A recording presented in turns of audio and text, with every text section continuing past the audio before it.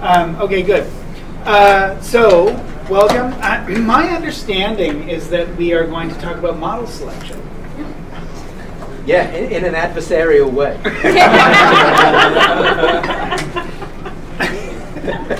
So, I had proposed to define the problem of model selection. My proposal was that we each state a customer, the description of a customer who needs to select models, and then we look at the needs of that customer.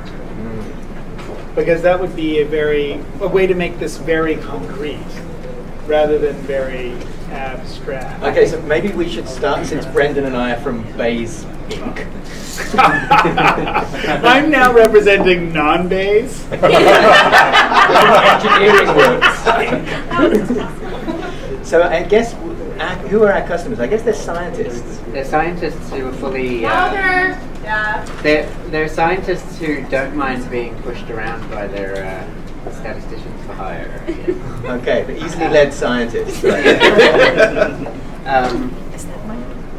So maybe we need an example, or we need a... I have a very specific example if you're ready for it.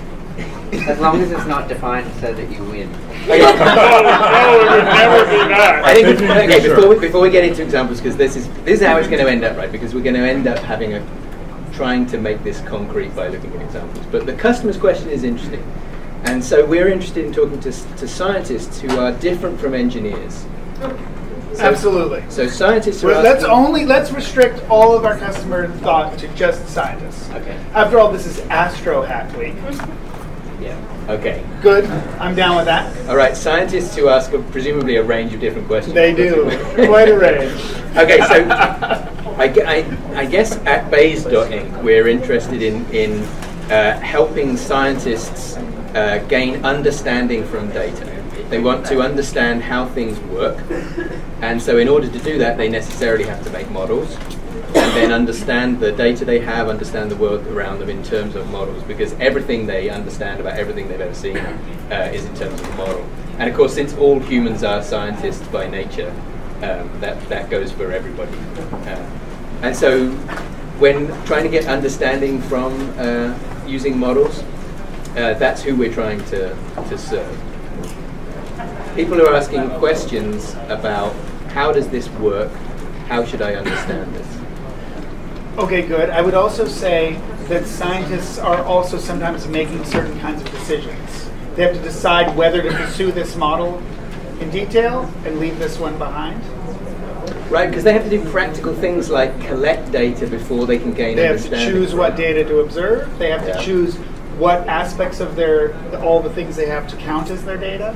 And they have to decide what kinds of models they write into code at the computer. And they have to decide what's in the paper and what's out of the paper. For instance, yeah. Dahlia and I had to decide, we wanted to make a model of three-dimensional galaxies. We decided to use a mixture of Gaussians for that model. That was a decision of a huge range of things we could have decided. Yeah.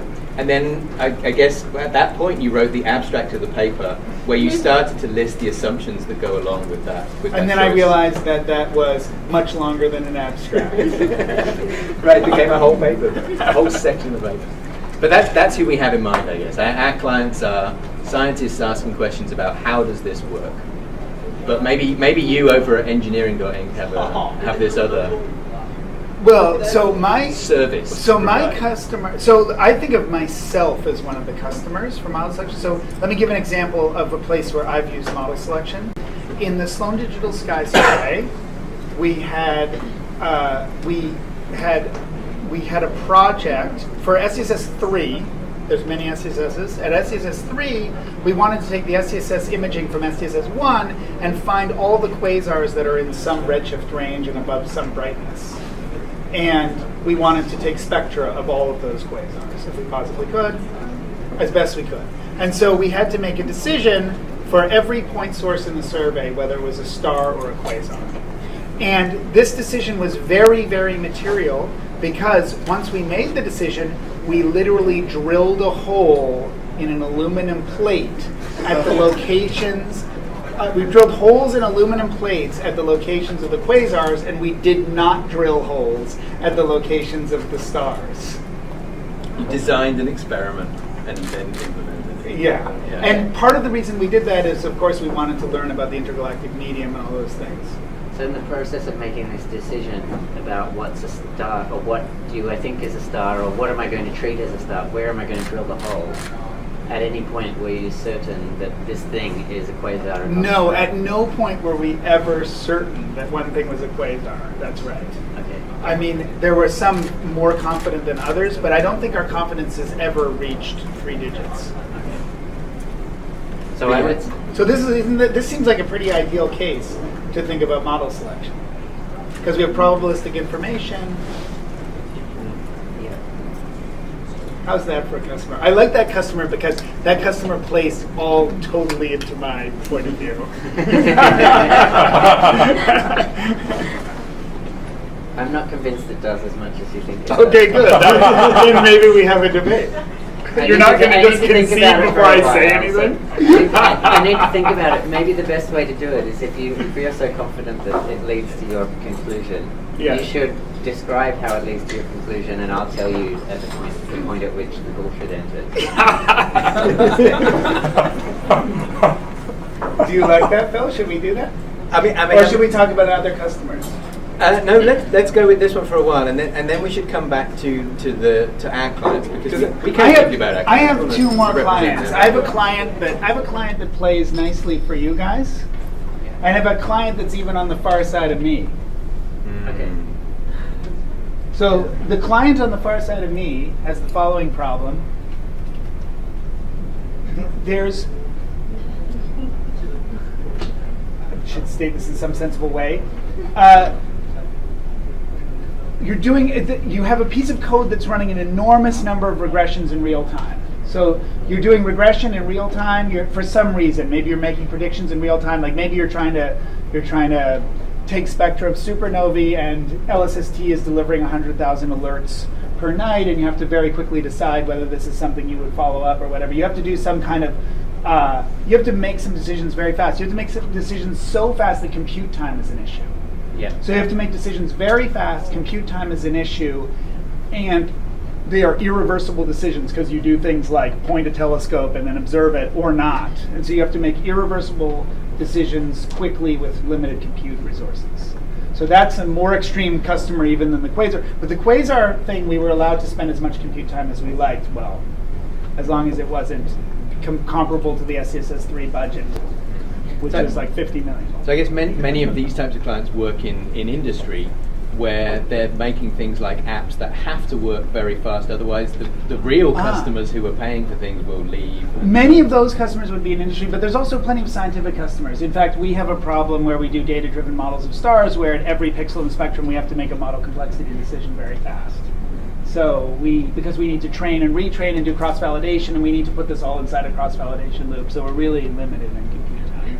So this compute time limit, I think, is probably going to be the core of any disagreement. Because if we propose that the right answer is something that you can't do within compute time, then it doesn't matter that I could find a case where the fast algorithm doesn't work or does something nonsensical. It doesn't matter, because to do the right thing is impossible. So you have to do something. But that's why I say that customer is like extremely on that side. Yeah, but I don't think that's a difference. I think that's just pragmatics. Maybe, yeah. Right. So, yeah, that's right. Our client base is sort of at the luxury end of yeah, exactly. You guys are on Rodeo Drive. Yeah. I'm in Compton. Okay. Then I would say another customer is somebody who has 2 different models for how magnetars work, and is writing a paper about how magnetars work. Yeah. And both of these models are are pretty comparable in terms of plausibility, and are not that different in the space of the data. Yeah. They're not enormously different in the space of the data.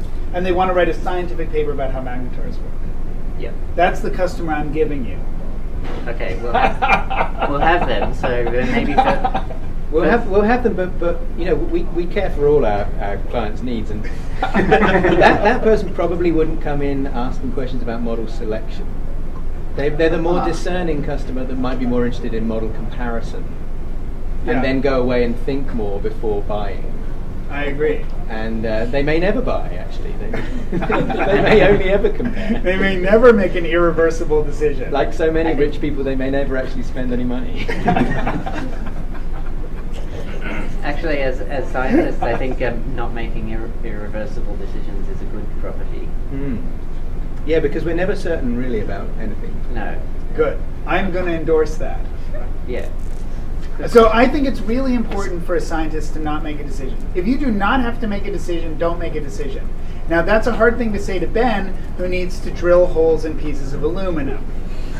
I'm like, no, don't drill it there. No, I haven't decided. I want 80% of the hole here, and I want 20% of the hole here. We need a quantum plate. A quantum plate, yeah. Don't close the wave function. But if you can avoid making decisions, I think we would all agree that if you can avoid making decisions, don't make decisions. I think that's, yeah. So if we all agree on that, I think a large part of the fact why we think there's a disagreement between us would go away. Is that the people have started to call this thing model selection, even when no selection is happening. Good. So if we're talking to our scientifically minded clients who just want to know the plausibility of this model of magnetars versus that model of magnetars, they never have to just pick one and use it forever. The way we would do that for them has been labeled model selection, even though there's no selection. I agree. And I guess if we call it model comparison, there's another word that goes around, model averaging, which is probably the best way to describe it, because it just means that whatever you're doing that depends on which of these two models is correct, you kind of do in proportion to how much you believe those two models. Good. So I'm about to touch the board. In fact, we're specialists in model averaging, if anyone's interested. Yeah, we're fucking great at model averaging. We can average the fuck out of models. If any parents are watching this video right now, I don't think we can send your kids to graduate school. I don't think we can guarantee that the language is going to get any better. More beer. You realize this will be preserved for posterity. Yes. Okay, please, password protect. Okay,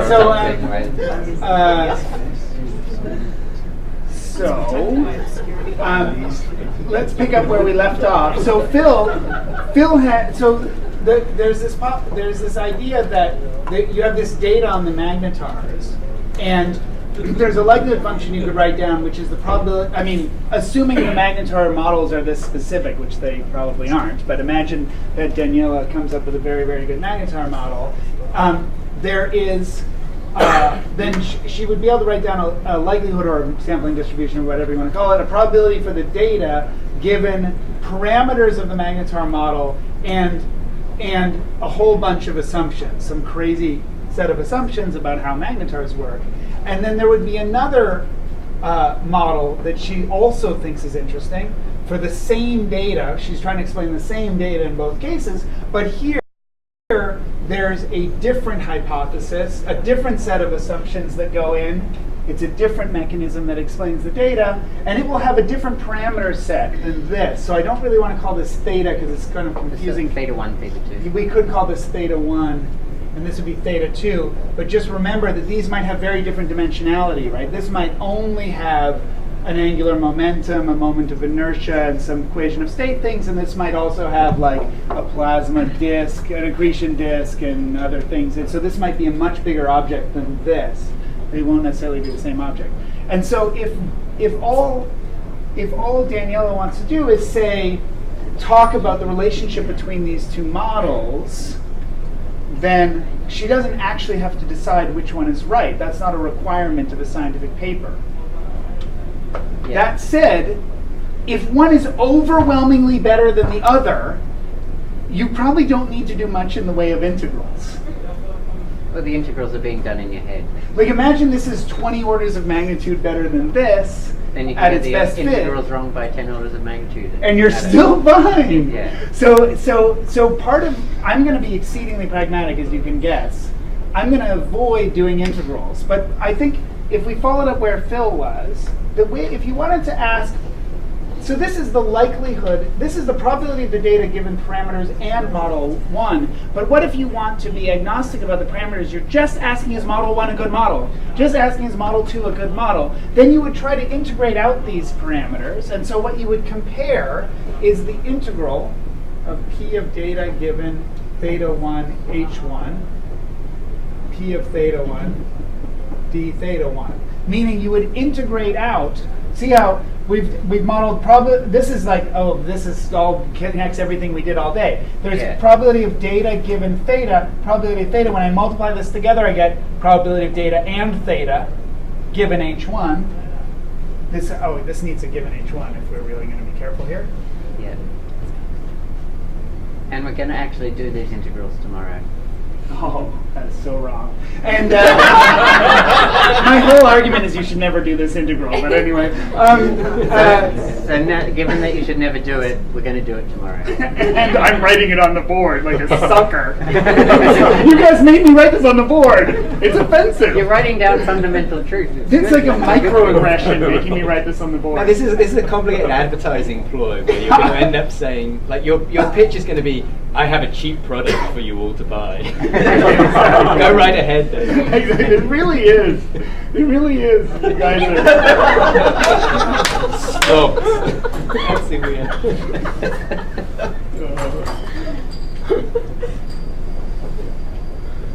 So the idea is that this would now be, this thing would be just the probability of the data given this given H1. This would be it's like the fully marginalized likelihood, or FML. Actually, we like to, David, we like to call it the evidence, and that's trademark. So. Evidence. The evidence for H1. Look at that. And this would be P of the data given H2. And those just happen to be the things that you need in order to figure out whether H1 or H2 is more plausible, and by how much. Good. So it is technically true that this tells you about, this is the thing that goes into the plausibility of H1, this goes into the plausibility of H2, and you're done. Doug, you want to say something? I am shocked that it's not the maximum likelihood value of the two models that you want to compare, but the integral over all parameters. What if one of them has a spike where it's an exceedingly good description of the data, but its integral is poor? Would you still call it a worse model? Yes. Yes. Can we move on? Does anybody have a good question? I can fit a Fourier series to any data. It's a perfect model. Oh yeah, good. Actually, let's hold that thought. That's a bit. Can we just put that example on the board? Overfitting, which is like the biggest nonsense. So I'm assuming we have some penalty for having too many parameters. Or that's we all. don't. No. Check this out. Rucker and I are aligned on this baby. So here you go. Y, X. Okay, I got X versus Y. Okay. Now put any scatter plot you want in here. Okay. Here we go. Okay, there we go. Now my model has exactly 3 parameters. Okay, it is that y is a cosine x, I'm gonna have kx plus phi. That's my model. 3 parameters. I can fit those points exactly with no residual. You just make the period really Draw it. short. Oh yeah, here it is. Typically it'll look like this. I'm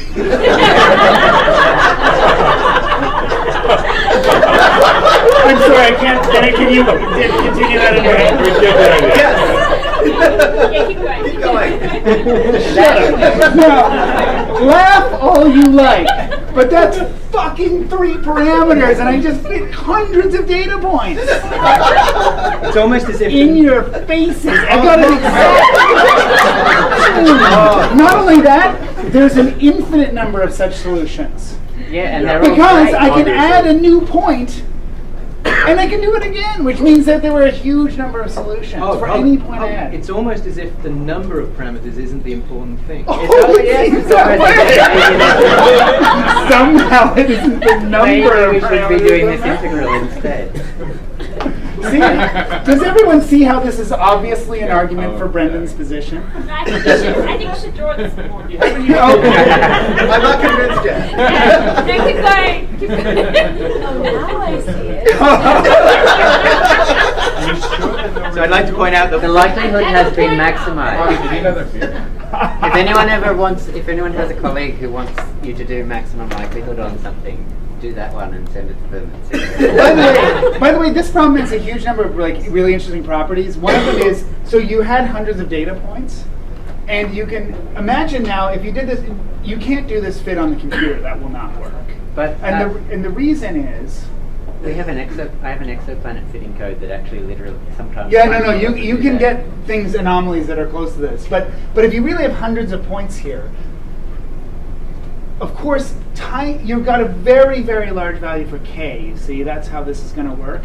And you have to specify k and phi incredibly precisely if you want to go through all the points. So if you have hundreds of points here, it turns out you have to specify k and phi to many hundreds of decimal places to actually thread through the data points. So if you look at the information theory, from an information theory point of view, what this model does is it packs all the information and all the data points into these parameters as hugely long strings. And so that's how you sort of resolve the paradox. The paradox is that this parameter contains an enormous amount of information, because to specify this model, you have to give huge numbers of digits of accuracy to this parameter. So that's kind of the resolution of the paradox, but it comes back to what Phil said, that the number of parameters somehow isn't the relevant thing. And we are sort of taught that the number of parameters is the relevant thing, and everyone should just erase that part of their brain. Well, we can take it out with a bullet, too. So therefore we can take out with a bullet AIC, BIC, DIC, all this IC stuff. All the ICs. I mean, they might be pragmatic, Mhm. but they have pragmatic uses, and they're certainly faster than doing those integrals. Yeah. But in terms of being the right answer, they're not it. we don't sell that product, do we, Brendon? No, we don't. I think we have some out the back just in case we get someone who will be dropping it. We see them coming.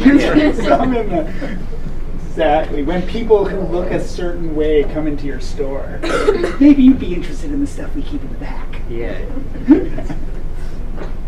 It's just to prevent them from going to the other store. Okay, good. So now, how this example maps onto your stupid question is might not be totally obvious, but you can see that somehow the fact that a model hits the data really well, in a very intuitive sense, does not mean that it's a good model. It depends on how plausible it was before you looked at the data that was going to happen. And if That's you, what that integral for does. one, and for another thing, because we had to specify this, if this was 100 data points, we probably had to specify this k value to something like 800 digits. Yeah. So we had like our prior on k was maybe flat in k or flat in log k or something. Let's make it flat in log k. That was our prior, and the answer was an unbelievably narrow Gaussian here, and then another one here, and another one here, and another one here. But these are incredibly narrow because they're specified by 800 digits. And so even though they can be fit by the model, they are a tiny fraction of the space that the model can. Yeah. Or another way to say it is the model didn't predict that at all. The model did a really bad job of predicting it because it could have made any k, but in fact it chose a k that required 800 digits. Yes. So now I've argued your point. Thank you. Good. So now Well can we move to the aluminum drilling customer? Yeah, but just before we move on, just to reiterate this, can you see how when you do the integral that's on the board with this likelihood function and this prior, So you do the overlap integral that's written there, and you do it. You'll end up with a very small value. Is that clear to everyone in the audience? Because this box integrates to 1, and these things are incredibly narrow little spikes. So you're calculating the average value of the spikes, basically. And in the limit that the spikes get really narrow but don't change in height, because they're all going through perfectly through the data, there's like a ceiling above which they can't go. Yeah. In the limit that they become infinitely narrow, that you can take that integral to 0. Makes sense. And when I say very small, I mean very small compared with an integral where the likelihood was broader and would encompass more of the prior. Then the evidence would be significantly many orders of magnitude higher. Do you prefer a model in which you can't constrain the parameters very well? Pretty much. I got that right? That's part of the story. That is it's true part in a of the certain story. sense. It's not all of it. But that is true in a certain sense, because a good model is one where all of the prior mass is reasonable. Yeah. If all of the prior mass is reasonable, then you don't constrain the parameters very much. So that is kind of part of the story. There's an approximation to this integral that you can do. You can literally make it look like the value of the maximum likelihood, or how good is the best fit, minus the volume of, like, how small of a volume that was found in, or divided by, or something like that, minus divided by. Same thing. Okay, so can I complexify the life for a little bit? Mm-hmm. Okay, here we go. I'm going to race, even though that's a terrible strategy. But if we're drinking beer, no one's going to, it just doesn't matter. Everyone's remembered the product that we're selling. So exactly, because you guys are doing such a good job. It's been on the screen for so long. Okay, so let's talk money. So imagine one of the interesting things is that model select. Say we truly had to make a model selection. We had to decide between models. One of the funny things about model selection is you might think you're choosing a model. Model selection there's something slippery about it. So you say, I'm deciding that this is the correct model, that this is a quasar, not a star. I have to make that decision because I have to drill metal. But the decision to drill metal is not a decision that this object is a quasar. It's a decision to drill metal. So one of the funny things is that the decisions don't map onto the hypotheses exactly. So there's H1, which says this object is a star. There's H2, let's call this star. This H2, which says this thing is a quasar. Yeah. And then there is a decision to drill metal at this location, or not drill metal at this location. See, so, which is slightly different from deciding whether it's a star or a quasar. They're very related, but they're not exactly the same decision. So there's drill, and there's don't drill. And will they find any drugs if they drill? Damn, did the SCSS find drugs. That's why we like going to New Mexico, if you know what I'm saying. The last 20 seconds will make no sense to anybody on the internet. Sorry, everybody. Okay, so the way I think about it is, if we drill and find out that the object is in fact a star, a kitten dies. No, that's too extreme. Maybe every 1,000 of those a kitten dies. Was that discussed in a micro SCSS kitten? meetings? It's a milli kitten then. Actually, it turns out that like a lot of people object to quantifying the value of a human life in dollars, which seems really sensible, but ultimately, that kind of decision has to be made a lot of the time. Okay. And people have done these studies that found that if you instead change the units from like it's this many thousands of dollars in order to save a life, you change it to how much does it cost to prevent a micro-mort, which is a micro-death. Then people are a lot more accepting of the project of trading off money. Right, because a micro-death happens every time you clip your fingernails, right? Yeah, pretty much. Yeah. But actually, how many hours does a person live? I think it's about 200,000. Right, so it's like 20 minutes. A micro-death is like 20 minutes. That's milli? Micro-death is less. Oh, sorry. Oh. Someone will check these numbers later. Anyway, it would be interesting to know, like, how much you lose off the end of your life if you, like, micro-kill yourself. Actually, This much two micro deaths. I know. Times the number. You know, you never get these minutes back. So I want you to think carefully about whether this is a good use of your time or whether you should just, like, find an empty room and, like, take a nap. You've been drinking beer somewhere. That's true, but you might be having a conversation. Anyway, so can I make an objection to your previous example? Yeah. Which is that it seems to me that your integrand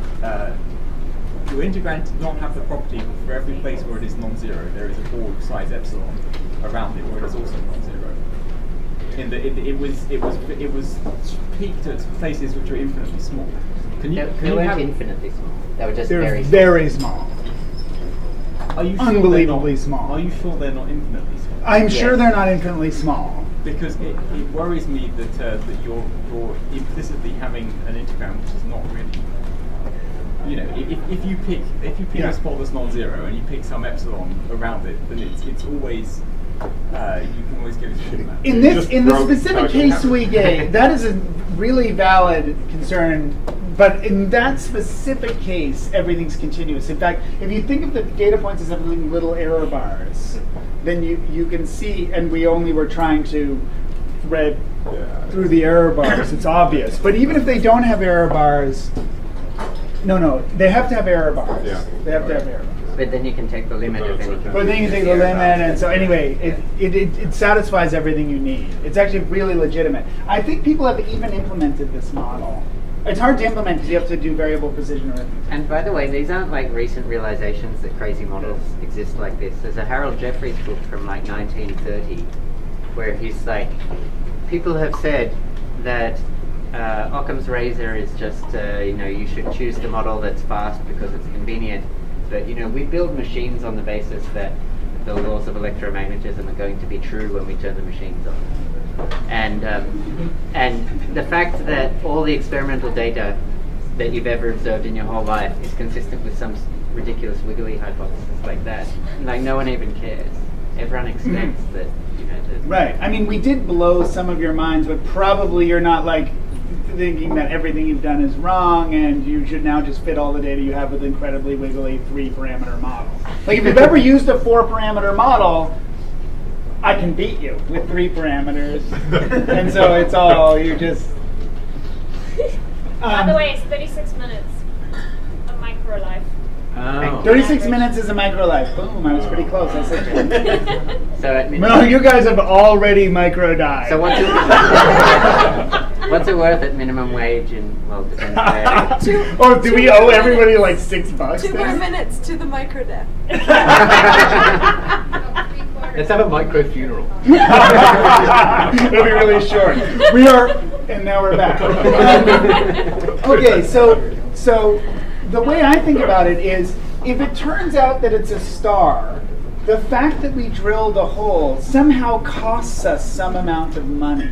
It literally costs us money because the survey has a finite budget and a finite number of plates and a finite number of holes we can drill, and there's a certain amount of information we're going to get about the cosmological parameters, and every time we drill a hole on a star when we wanted a quasar, we're losing information about the cosmological parameters. We either have to extend the survey or be less successful. It lowers our long-term chances of getting funded. There's all sorts of reasons it's bad to not get quasars when we want quasars. But stars are actually more interesting than quasars anyway. Good, hold that up. I planted that comment. Actually, it's not true, but I could have planted that comment because that's very, very relevant to the argument I'm about to make. But I hope you get there before the videotape runs out. Second micro death. The videotape will run out. So I didn't calculate a number here, but let's say it costs us, let's say it costs us $100 if we drill a hole when it's a star. Now, if we drill a hole and it is a quasar, we are very happy and we get cosmological information. So let's say we get something for this actually don't know what. I mean, it's going to be very asymmetric because it depends on a lot of things, which is going to be part of my argument in a second. But anyway, let's say it gets us $100. It's very unlikely that these two numbers would be equivalent. Maybe let's say we don't mind. Maybe we really like having quasars. We don't mind some contamination of stars. And you were talking about marginal. These are like marginal changes because, of course, we're drilling many holes. So we're just asking about the marginal problem, the marginal failure cost. And then there's similarly, if we don't drill, you might think, well, if you don't drill, it doesn't cost you anything. But of course, it does cost you something if you don't drill something that turns out to actually be a quasar, because that was information you could have had. So probably it costs us something to not drill this, maybe 50, let's call it. And I'm just making these numbers up for now, just as some kind of illustrative thing. And then, if we don't drill and it's a star, in some sense that's good for us. Let's call it 0 for now, but it could be that that's really a positive number. It just depends. There's different ways of thinking about it. It's actually, these economic models are very hard to make, and that's one of the that's going to be part of my argument in a second. Now, this is a very naive view of the world, because it's imagining there's only two outcomes, star or quasar, and it's imagining that I only have two options, drill or don't drill. 2 to the n. Yeah, 2 to the n, where n is the number of point sources we think about. So it's combinatorically large, but still tiny, because, in fact, some stars are much more interesting than quasars. So imagine you drilled here a star, and you say, shit, it's a star, I just blew $100. And then it turns out to be the most metal-poor star that's ever been observed in the galaxy. Can I just interject to say the Hogg bot just tweeted at me about bottles? That is a stupid question. How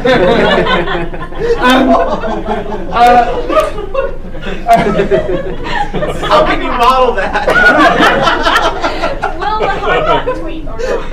And that's the way, like, now people know what will happen when they call you up. Exactly. Oh, I'm sorry, you called the Hogg bot. Something else is stupid question. So the funny thing is that this isn't even quite right. There's something I want to write in here, which is that the cost of drilling when it's a star is not $100, but it's some function of the parameters of the star. Because if it's an interesting star, holy shit, that was a good idea. If it's an uninteresting star, it was a bad idea. So actually, it's not exactly this. It's some function of theta 1, which is how much we're paid, depending on the parameters of the star. And for some cases, it's negative. If it's a boring old G star, it's negative. But if it's the most metal-poor star ever, or if it's a Zitkoff Thorn object or something, some crazy thing, then it'll be worth a huge amount of money. It'll make your scientific career. It'll be the most important result of the whole survey. So there's some crazy function here, which is how much it's worth to you getting a star, which is generally negative, but sometimes extremely positive. Similarly, down here, there's some function, this is like function 1, and there's some function of the properties of quasar 2, of the parameters of the quasar. And the reason for that is, there's many reasons for that, but one example is, we really wanted quasars in the range redshift 2.5 to 3.5, and quasars at higher redshift were more valuable than ones at lower redshift because you get more redshift coverage, because we're measuring the intergalactic medium with the quasars. We're not measuring the quasar itself. It's the intergalactic medium we care about. But then brighter quasars are more useful than fainter quasars, and then broad absorption line quasars are much less useful, and yada, yada, yada. So there's all sorts of parameters of the quasars which matter to how much money you're paid. So it isn't really $1,000. It's something that depends on the detailed properties of the quasar. Which you don't know. You don't know, but if your model is sufficient, if your model is good, you have probabilistic information about it. Yes. You can imagine there's actually an F3, there's an F4. And now, what are the integrals that you want to do? Well, the integrals that you want to do are something like, what is the expected amount of money I'm going to be paid if I drill the hole? Does the drilling of the hole make me money, or does it lose me money in expectation? Thank you for saying an expectation instead of on average. It's only a posterior expectation. Yep. So my view is that the right way to decide whether to drill the hole is not to compute the evidence integral, but it's to compute your expected revenue. And then then if we are planning on staying here till midnight, I will argue that it's long-term future discounted free cash flow. it is what you want to have a model for in here is your long-term future discounted free cash flow. This is if this is not your objective, you're making a mistake. No, that's wrong. Maybe that's what we should debate. But anyway, I can make a spirited argument that this is what your objective is, your long-term future discounted free cash flow. If you want some... Finally explain what it means. I just did. Long-term future discounted free cash flow. If you're in a coma and if you're in a coma and having no conscious experience, but your long-term future discounted free cash flow is really high, is that a good outcome? Well, maybe I might disagree with your calculation of the discount rate. But anyway, very, very briefly, I'm not going to. So, free cash flow is not profit. I am very. She's trying to tweet it. That's why she's looking at her device. So free cash flow, profit is different from free cash flow. Profit is you get your revenue, you take away your expenditures that you use to get that revenue, and then you also take away your expenditures on long-term capital improvements. What if you're communist? Like Phil.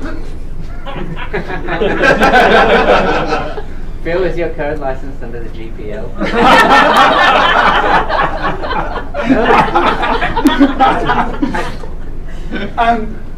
Can you say it in non-capitalist terms for the communists? I'm trying. I'm thinking about it. I cannot say it without referring to money, but that isn't capitalist. Capitalists don't. People who reject capitalism don't reject money in general. They reject capital. I'm not going to say anything about making money off of capital. I'm only going to say things about making money out of drilling holes in aluminum. So really, this is a conversation now about value. So this value. is a Think of it as a value. of value. A communist could have this value. So free cash flow is your revenue less your expenditures to get that revenue. And your long-term capital expenditures are where you're building your summer home, as capitalists do. But what you're really trying to do is obtain enough money to build your summer home. So you don't discount your summer home from this. Your summer home is part of your success. So this is your revenue less your expenses to get that revenue. So it's similar to profit, but it's not the same as profit. Discounted because this is going to come in the future. Long-term future because your goal is to succeed as a scientist, not to succeed in drilling this hole. Our goal is not to success. Well, sometimes Ben's goal is to successfully drill the hole. But stepping back, his goal is to successfully deliver scientific results, which is about a long term. So you want a long-term goal. You measure that your success in free cash flow. You have to discount it with the discount rate. Which is to say that over the course of your entire life, you should be trying to add as much value to the world as possible. That would be one way of saying it, yeah. Because I know that there are people out there who instinctively object to any conversation about money. Right, this doesn't have to be in units of dollars. This could be in units of Utils. Time you spent with a kid. It's utils or hedons or something. Yeah. Or time, or even time. Even time. Because time is money, so you can translate between the two. So. Yeah. Or power. You put it in units of micro lives. Yeah. Microlife. Yeah, you can put it in time. You can convert it to other units. Okay, now, the issue. So, of course, when you think about it this way, then what you want to do is a different set of integrals. It's not the same integrals that we wrote on the board before. They're very similar integrals, but in addition to the prior, we also have this utility put into the integral. So it becomes very similar integrals. They're similarly hard to do. But there's one more point to make, which is because this objective is long-term. What does the word long-term mean? So who here has taken microeconomics? Only a few of you. One of the things you learn in microeconomics is the definition of the long term is the time period in which your models don't work, in which you can't predict. Short-term things are things you can predict. Long-term things are things you can't predict. So you can never have a model for this object. You can't have a quantitative model. This is your objective. How can you maximize the expected value of it then? You can't. So And therefore you shouldn't do incredibly expensive integrals to determine it.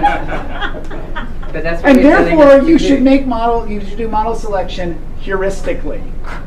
And that is in fact what we did in the Sloan Digital Sky Survey, and it was amazingly successful. Would it have been more successful had you computed FMLs and used those as the probabilities against which you calculate the expected value of drilling or not? We don't know. We don't know the answer to that. The only place I know where there's actually like a utility calculation inside a data analysis system is astrometry.net. So the astrometry.net system, where you would submit images and it tells you where that image is on the sky, it makes a utility calculation like this about whether or not to say that it's figured out where your image is on the sky. Because what it gets is a probabilistic answer. It says, well, I think it's probably at this location on the sky, but it is able to calculate an evidence for that, and then it compares that evidence to a kind of utility model, and then delivers an answer if it thinks that it's in its long-term interest to deliver the answer. But David, aren't you just changing the question somehow? We're scientists. We're trying to figure out what the truth is. We're not being pragmatist here, right? Good. Maybe, except that I think the Sloan Digital Sky Survey plates were designed and drilled by scientists. Oh yeah, but that's so that's a different question. I thought That's we were only experimental talking design. about model selection. Isn't that done by comparison, scientists? Experimental design is decision theory, which you've just presented. Exactly. Experimental design is a decision So theory. I think what we've decided is that and scientists don't, in the role you're calling science, which I don't agree with at all, because I think that drilling aluminum for the Sloan Digital Sky Survey is science.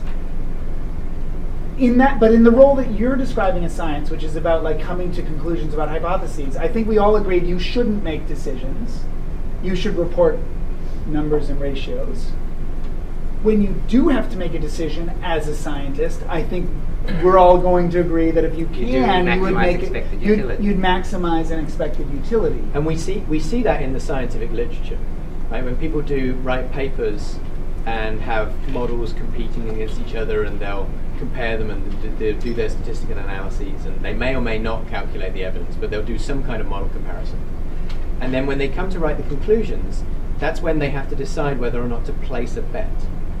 Right? So if they make a decision and select a model and put their weight behind it, saying we think it is this, they're making a bet, and that bet has real cost associated with it because it affects the reputation going forward. Depends also which journal you're publishing. But so you've made a nice point. So there's this BICEP 2 result that got a lot of news recently, right? Because they published a result which was sort of obviously to everybody very, very uncertain. And so if you think about it from a Bayes integral point of view, it was pretty clear that they hadn't discovered gravitational radiation from inflation. However, from a utility point of view, it made sense to write a paper with an abstract that said that they had found gravitational radiation, or they made a utility estimate that even though it was the less likely outcome, it was the better thing to write in the abstract. Now they turned out to be wrong, because then the community crushed them. But maybe it was right because they got a lot of press, and maybe they'll get jobs because of that press. This is speculative, of course. We don't know that that's actually what happened. But you could imagine a scenario like this where you decide to make a bet for other reasons than just the odds ratio in front of you.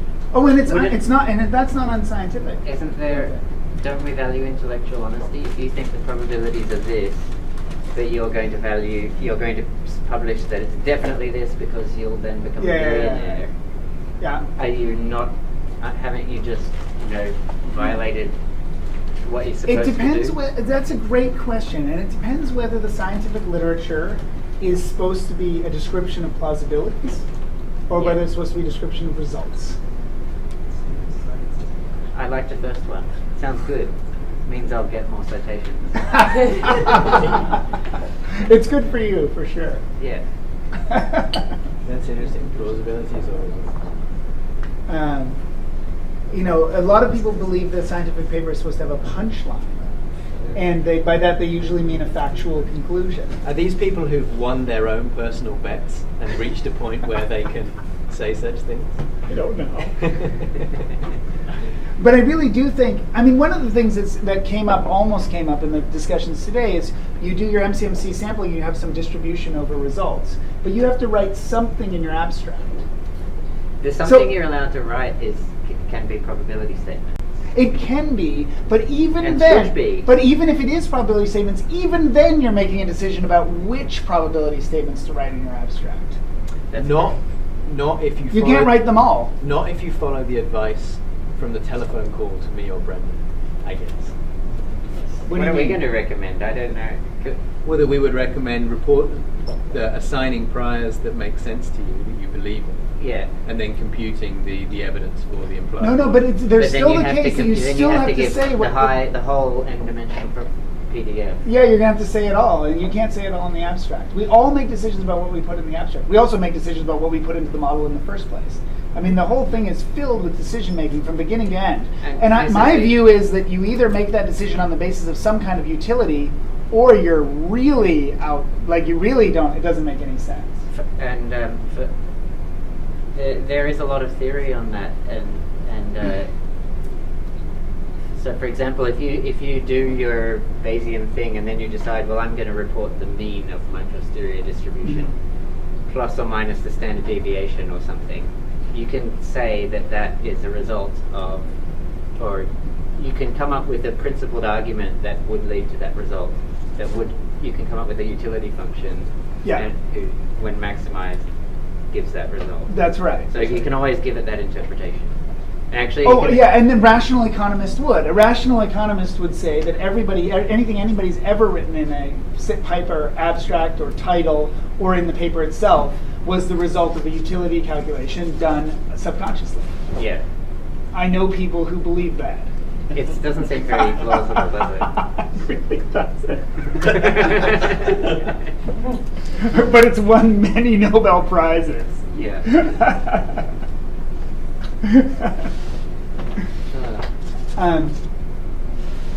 I would like to end this debate by saying that I won.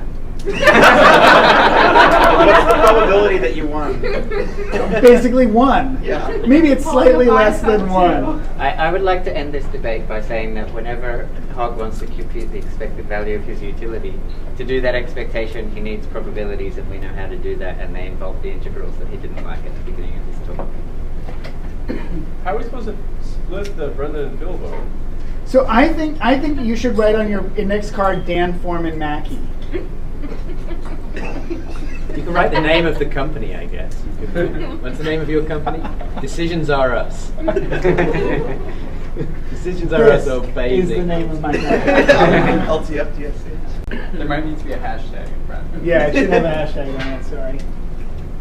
By the way, I was impressed that the other day Kelly Cruz replied to a tweet about that from 4 years ago or something. Yeah. That was quite good. Well, because we couldn't find a definition of it in its Twitter history, so I'm glad to learn.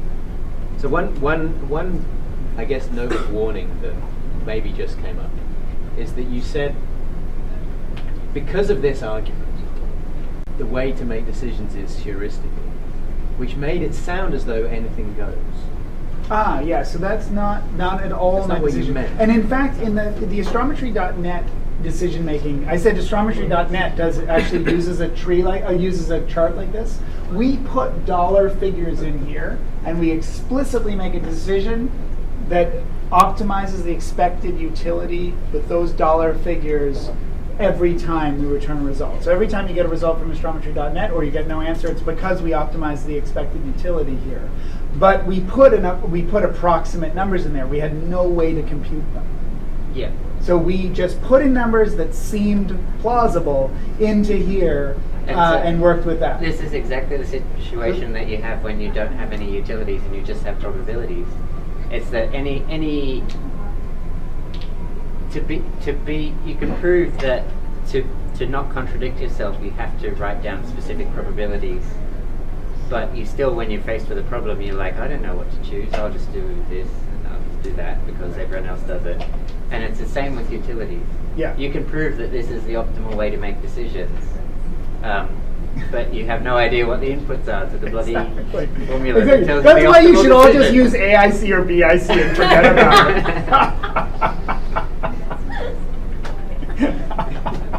See, that was my summary of Brendon's arguments. But if you use AIC, you might be contradicting yourself. So if you think contradicting yourself is the worst possible crime, I don't know. I'm sorry, that just made me laugh. Because I contradict myself hourly.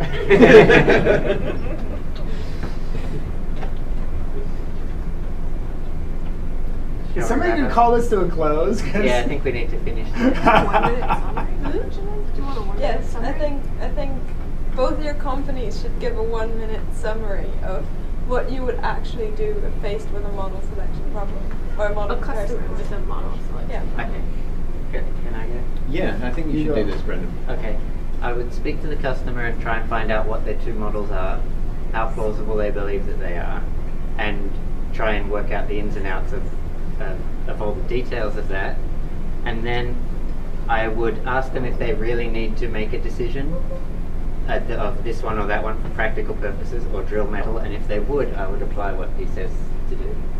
And if they don't, if they just have to say, I just want to know that this one is now 4 times more plausible than that one, then I would do the integrals that would put on the board based on what they told me about what they think about their problem. And I guess I might remind them on this conference call that if they've called us at Bayes.inc, then the quantity we're advising them to calculate has some logic to it. Yes. That once